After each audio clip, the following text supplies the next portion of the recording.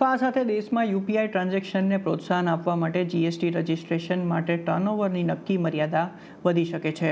સૂત્રોના પ્રમાણે બેંક અને નાણાકીય સંસ્થાઓએ નાણાં મંત્રાલયને ભલામણ કરી છે કે નાના દુકાનદારોને જીએસટી રજિસ્ટ્રેશનમાં થોડી રાહત આપવામાં આવે. આના પર વધુ વિગત લઈએ સહયોગી કરણ નેગાંધી પાસેથી.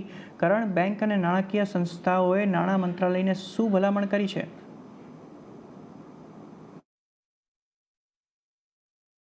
જીએસટીમાં એક રાહત મળી શકે તેવા એક આજે સમાચાર આપણને સૂત્રો તરફથી બનતા દેખાઈ રહ્યા છે.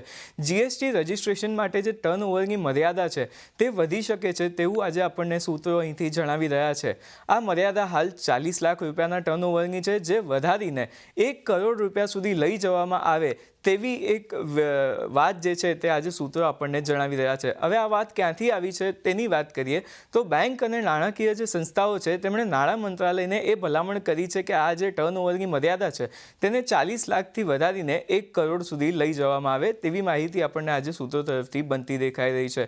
રજિસ્ટ્રેશન માટે મેં જેમ કહ્યું તેમ હાલની મર્યાદા તો 40 લાખની છે. તેને કારણે જીએસટી નોટિસનો જે ભય છે તે નાના કારોબારીઓને સતત સતાવતો રહે છે અને તેને જ કારણે યુપીઆઈ પેમેન્ટ એક્સેપ્ટ કરવામાં પણ તેઓ આનાકાની ઘણીવાર કરતા હોય છે. આપણે વચ્ચે સમાચાર બનતા દેખાયા હતા કે નાના વેપારીઓને જીએસટી કલેક્શનની નોટિસો મળતી હતી જે યુપીઆઈ પેમેન્ટને કારણે. તો તેને કારણે નાના વેપારીઓમાં પણ એક ડરનો માહોલ હતો, જેને કારણે તે યુપીઆઈ ટ્રાન્ઝેક્શન એક્સેપ્ટ નહોતા કરતા.